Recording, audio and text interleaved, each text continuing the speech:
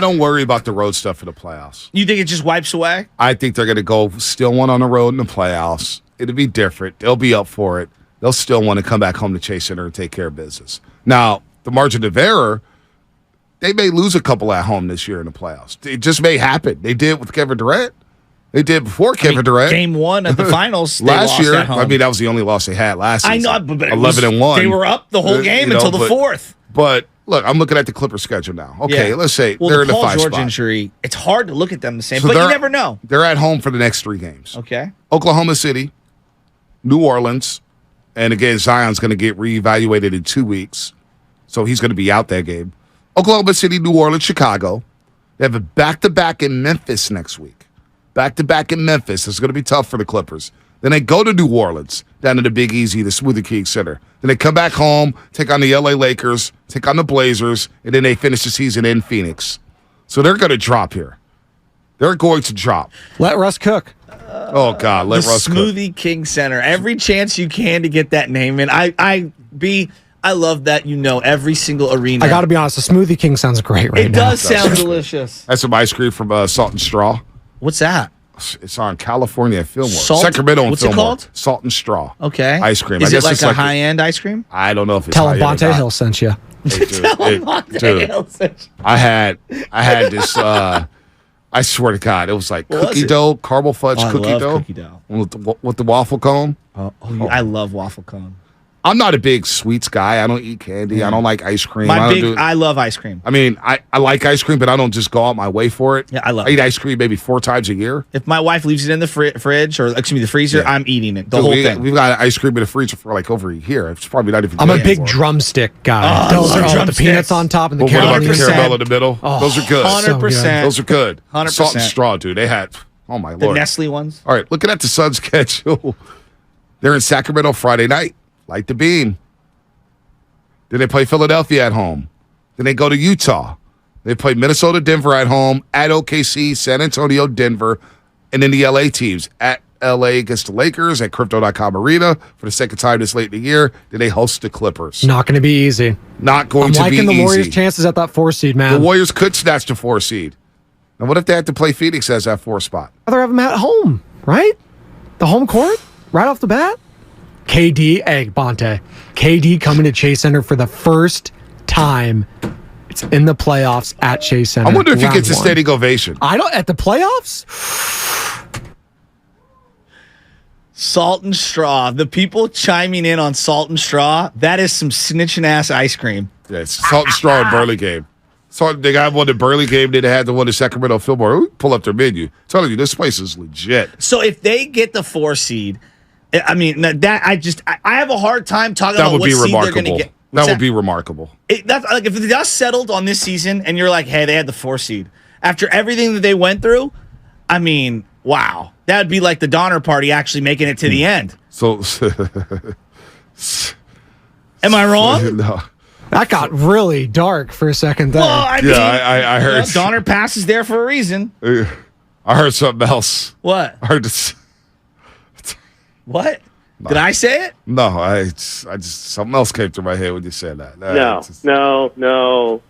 Here it is. I mean, this season has been like the Oregon Trail. Everyone's dying. Salted malted chocolate chip cookie dough. Salted malted chocolate chip cookie dough. That's what I had. It was really, really good. They had a cinnamon snickerdoodle that I wanted to try. Didn't do that.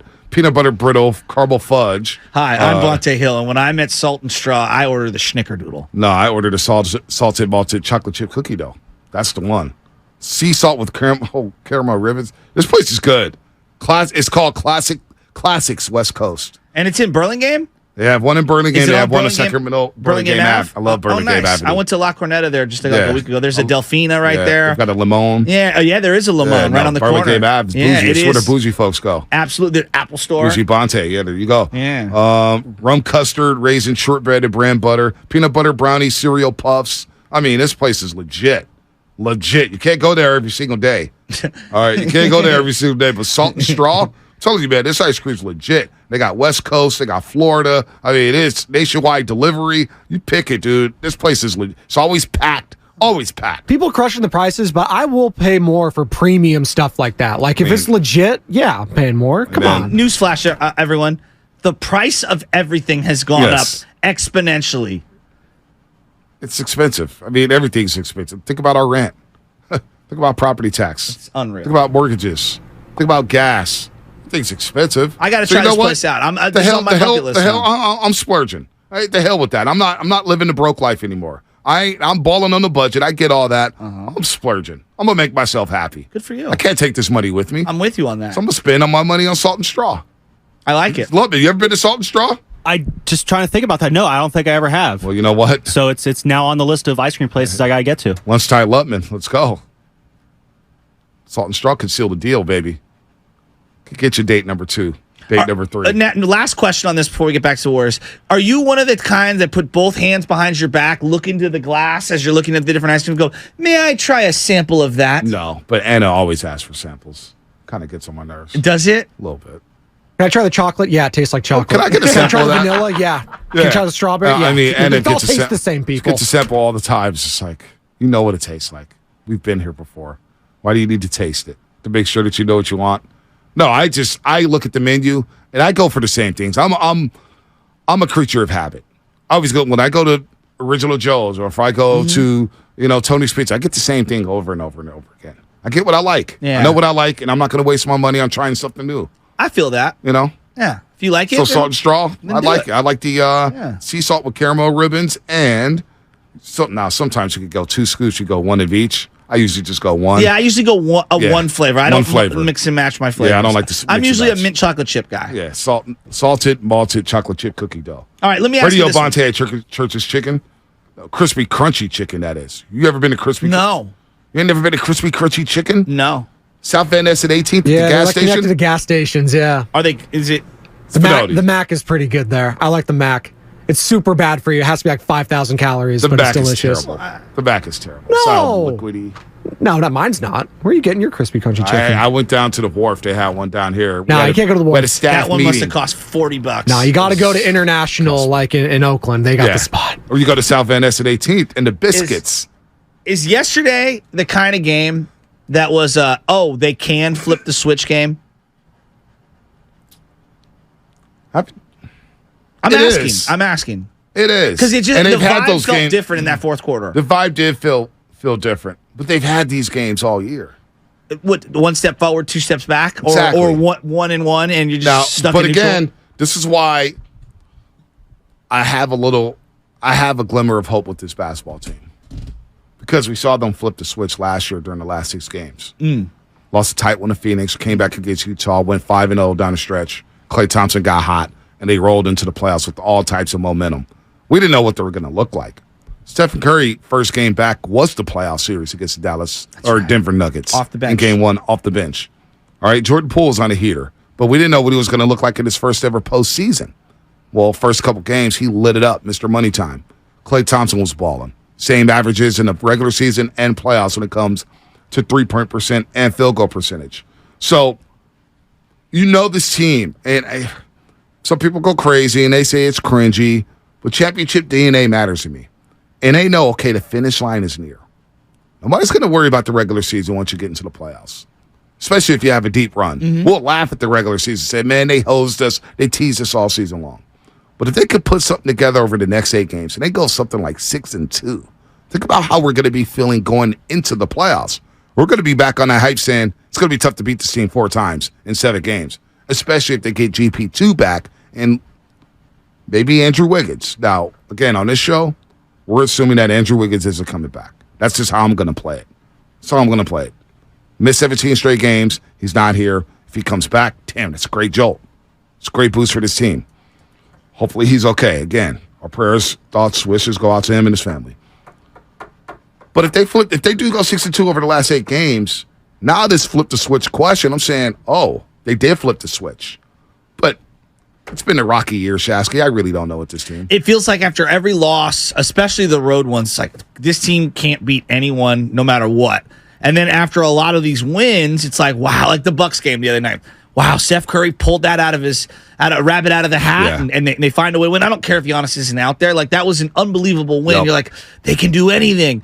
It's such a 1 step forward, 1 step back team But this one felt different just because of the way it went down against a common opponent who you faced last year, Right. against a team that's also fighting for one of your spots right now. I know they're without Kyrie, and that does matter Right. in the equation. But the Warriors are also down Wiggins right now, and they And might be out GP2. of the rest. Yeah, and GP2, and they might be out. The whole year with that. But it just it felt different. I don't know the cohesion. It finally felt like they turned a corner in terms of team chemistry. And I think that's my biggest takeaway watching that game yesterday. Seeing old Draymond on the ground celebrating, like that image in my head is just like cemented. And then seeing Steph Curry have the kind of floor game where he got everyone involved and pick and choose his spots. I don't know. I'm really encouraged by that win. I'm not going to say, oh, they're championship. But like those are the kind of wins that make me believe in this team. No, Kuminga's focus was very encouraging. Absolutely. The focus he had, paying attention to detail. I thought Jordan Poole was focused. I thought he was a little bit better on defense yesterday, but the no turnovers from JP. He wasn't like at times he got into his bag where he wants to go hot sauce and he wants to go through the legs and start throwing up crazy things that we just saw on the screen. Doesn't get a foul call and he's slow to get back on defense as he's jogging and lollygagging and the Mavericks come back and hit a three. That can't happen for Jordan Poole, which Yeah. is why he didn't close the game at times last night. He wasn't in that closing lineup, but Jordan Poole played a controlled basketball game. So if they focus, you get the youngsters focusing like that, because I know what I'm getting from Steph. I know what I'm getting from Draymond Green. I know what I'm getting from Looney. For the most part, I know what I'm getting from Klay Thompson. Hell, the 4 seed is right there. However, I'll caution to say they're 2 games behind the Phoenix Suns for the 4th spot. So Yeah. in the loss column. And right. that's better. Suns have 34 losses. Yes. Warriors have 36. So it's all about the loss column from here on out. Well, I keep coming back to the same thing: form for this team, right? But obviously avoiding that play-in scenario, meaning 7 or lower.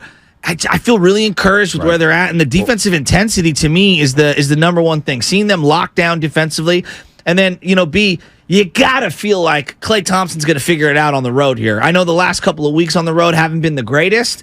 He had that good game against Houston. You got to think that at some point an explosion, a week or 2 weeks of offensive output from Klay has just got to be around the corner. He'll be okay. I think He'll so, be too. okay. Here's the deal that I'm looking at, though. Okay. You know who your 5 is. Steph, Looney, Klay, Dre.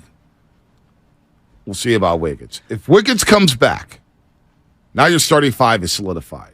But if he doesn't, what would you like to roll with? Is it matchup dependent? Matchup dependent. Okay, It's matchup dependent. Because I don't Right. think it should be. I know we're operating as if Wiggins is not here, but let's just Well, we let's have go to. back. Let's go back hypothetically and say if he does come back. If he does come back, all of a sudden your starting 5 looks the same as last year when you won the championship. Okay. Looney, Dre, Wiggins, Klay, Steph. All of a sudden, your bench. Your bench with DiVincenzo, Kuminga, Michael Green, not to mention Jordan Poole and Gary Payton II. All of a sudden, you're 10 deep again. Yeah. All of a sudden, there's depth. And all of a sudden, there's guys where I'm saying, oh, Kuminga get in there. You could flip the game. And then, in case of an emergency, I could play Anthony Lamb. And damn it, I know. I actually thought Moody gave him some decent minutes yesterday. And I was just getting there. Oh, I'm sorry. I was just getting there. I didn't mean to run you off. He only played 6 minutes and But a 53 couple seconds. smart plays and some hustle plays, and it feels like he attacked the rim. Exactly. Offensively, like I think that you've seen a better version of. I mean, God, the bar was so low for so long. Yep. But don't you think they've gotten some quality minutes from him, albeit in very short stints? Dude, you have. And so now your 10th and 11th guy or 11th and 12th guy could be Lamb or Moody, and you play them based on the matchups. Yeah. You play them based on the matchups. If somebody doesn't have it, you play them. If JaMychal Green doesn't happen, okay, maybe you go small. You have Anthony Lamb as your stretch 4. You have Draymond Green at the 5. All of a sudden, you look a lot deeper. But it's all contingent on whether or not Gary Payton II can return to form from last season. And if Wiggins comes back,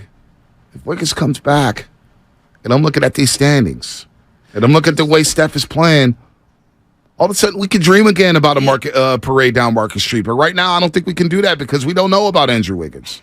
Am I foolish to say, like, if Andrew Wiggins doesn't come back, can they weather the storm? And they're not going to get equal output, but can they get enough output from the combination of Kuminga, GP2, and whatever you can get from and Michael Green, maybe. Yeah, like can they do a combination of guys in offset? Like I know it sounds foolish to say on the outside, but I feel like we're just scratching the surface with Kuminga. Yeah, it'll be really tough because there's going to be ups and downs with Kuminga. Yeah, as good as he was last night, he's not as consistent as Wiggins. There's going to be. Look, he's 20 years old. Yeah, there's going to be games where he turns the ball over 3 or 4 times, takes some bad shots, and we're going to say, "What the hell is going on here?" The kid's too young. He's too inexperienced. That's the benefit you get with the Andrew Wiggins. If he gets into foul trouble, you play Kuminga, he steps up, boom, you're all good. What if Kuminga doesn't have it and you don't have Wiggins that you haven't had in the last 17 games? Now, thankfully, Kuminga over the last 6 games has played really good basketball. I don't know what people are watching. For some reason, he's been awesome. Look, you could make the argument he's been the second, third best Warrior in how many games in a row now? Right. In the offseason, to me, Steph is obviously untouchable. Yeah. But Jonathan Kuminga, I'm not trading. Yeah, I'm not. That's one guy. You guys all would talk, not you, but a lot of people are talking about Wiggins or Poole or Draymond. I'm not trading Jonathan Kuminga whatsoever. No, he looked awesome. He has to be a Warrior for a very long time. The potential. And he's getting better by the rep. And what he could do offensively, you can't teach that. He's getting above the rim. He's shooting the 3 ball. He's got a mid-range jumper, and he's picking up 94 feet. Against elite against elite superstars, the best of the best. Who has he faced in the last month? Kawhi. Kawhi. Paul George. Yeah. Luka Doncic. Who else have they played? Let me pull up the schedule. Well, they had Drew Holiday in that game. The Bucks game. Yeah, the Bucks game, which in Middleton, he guarded Middleton at times, not exclusively. Damian Lillard. Lillard, good call. I forgot about that game. Phoenix, you got to guard some dudes. Yeah, well. Booker, pick a choice. Pick. They didn't guard anybody against Atlanta. New Orleans, he's guarding Brandon Ingram. Remember that? Brandon Ingram. That's right. Brandon Ingram. That's right. They did not guard anyone against Atlanta. Brandon Ingram. Yeah. Guarded him back on Friday, March 3rd. Go watch the game. Is this foolish? Brandon Ingram was frustrated trying to go at Kuminga. People are going to perceive this as a knock on Jordan Poole, and that's not what I'm trying to do.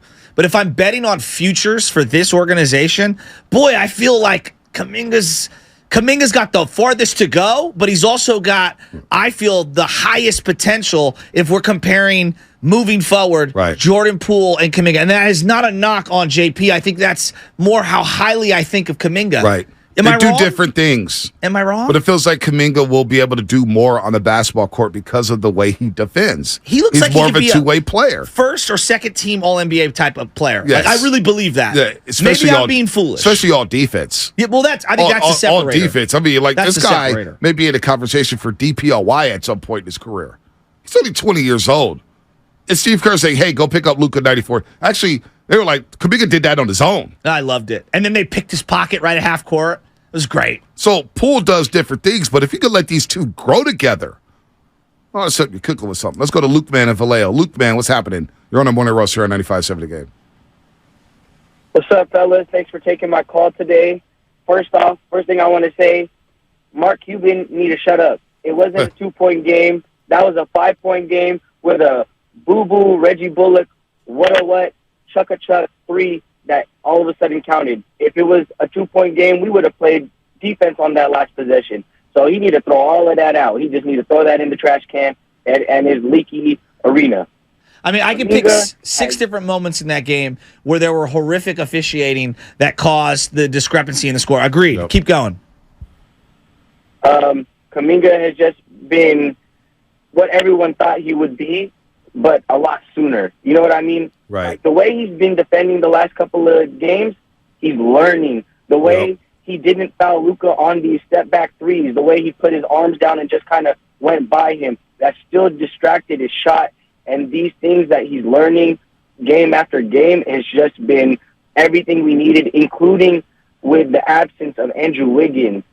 Like, if anything, this might have been the best thing for Kuminga. And whenever Wiggins comes back, I think he's still going to maintain this level of play. Yep. And it's only going to be scarier for all of our opponents because, man, we coming for our crown again. We coming for it. We ready. You know what? That's a good call. Fellas. Good call, Luke, man. Very good call. Since the All-Star break, Kuminga's played in 13 games. Now, of course, he missed the 4 games with the ankle sprain. He bounced back quickly from that. Remember, he suffered the ankle sprain in pregame warm-ups against the Memphis Grizzlies. 13 games for Jonathan Kuminga since the All-Star break. 56.5% from the floor he's shooting. 6 out of 10. 6 out of 10 and a half shots. 56.5% for a perimeter player is pretty damn good. 44% from the three-point line. Now, it's not a huge sample size because he's only attempting, since the All-Star break, 2.5 threes per game. The shot discernment, knowing when to shoot the three. And now the form looks good. Form looks great. But he's not going crazy over the three-point. Like, remember his form in the California Classic? Yeah, it was bad. Consider where it is now. Erratic is an understatement. Yeah. But now look at his form. Yeah. You tell me that's a guy who doesn't work hard in the gym? Yeah, no, that's absurd. All right, that was an absurd report. Wait till he starts to get a little more BOD, benefit of the doubt with the whistle. I don't know who gave Stephen A. that material to run with, but whatever. 15 points a game, 4.5 rebounds, 2 assists in the defense. You know, and this guy, and it's in only 25 minutes a game. I want to take a step back, and I want to push back on this notion. Everyone lost their minds on the 2 timeline thing. And I really have always, I'm like shaking my head, like, B, just for a second here. At the beginning of the year, you and I had this conversation about the young players. And I believe we came to the consensus, really, if one of them becomes what you think that they can become and get close to their potential, then it was a success. Yeah. Right? Like, how many teams around the league suck year after year after year, and they're drafting high, and they just need one of those guys to really pop, right? Right. I mean, really, it's all you need.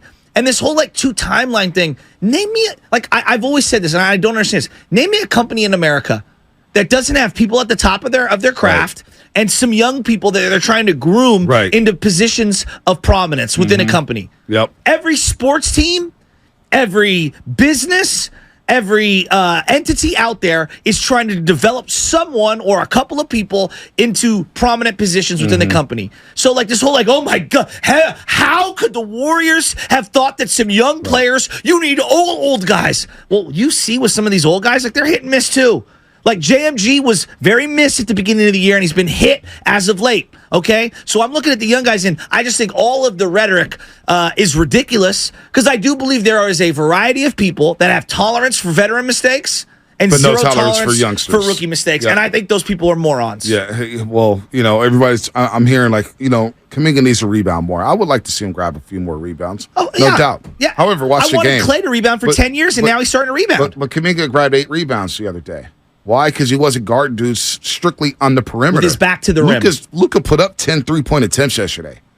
He was 2 of 10 from the 3-point line. Yes. Because Kuminga wasn't fouling and falling into him. Kuminga only picked up, what did he end up with? He ended up with 3 fouls yesterday, but he didn't have those boneheaded fouls. You know what I'm saying? Yes. Where he just jumps, he's contesting everything, and he's reckless. I thought he played a very balanced game. Let's go to he Vince doesn't in San fall Jose. for the pump fakes. No, he doesn't. And the one that even last year, there's a clip against LeBron James on a Saturday night. Austin Reeves actually played well that night at Chase Center. But LeBron James, into the first half, he's in the paint, and he's pump faking, and Kuminga stayed down, didn't go for it, turnover, ball goes the other way, and LeBron was frustrated. Willie and I looked at each other. It's like, this guy can play. He's a rookie. Well, and that's LeBron James in his 19th season at the time. Now it's 20 years. Not going for a pump fake against possibly one of the greatest players of all time. And the book of Barnett, leapers like to leap. Leapers like to leap. Especially the young ones. Yep, no doubt. Let's go to Vince in San Jose. Vince, what's happening? Hey, what's going on, guys? What a fun game last night. So much fun. I just wanted to rip into Cuban. It was an absolute blast to watch that game last night. Even Cuban, I just want to rip into him a little bit because I wake up, I'm looking at all these Twitter reposts by Cuban saying, well, I'm going to protest the loss. And, hey, Cuban, you had 6 or 7 egregious calls go your way last night. You had Luka. You had baby boy Luka. Oh, look at little baby boy Luka, right? He's doing his money sign. That's 2 technicals right there. He did that twice. Anytime you do a money sign like that, that's a technical each time. He did it twice. He should have been tossed out of the game. And again, maybe it's a Texas thing, maybe it's a lack of intelligence, but it's like, what are you guys complaining about? Truly.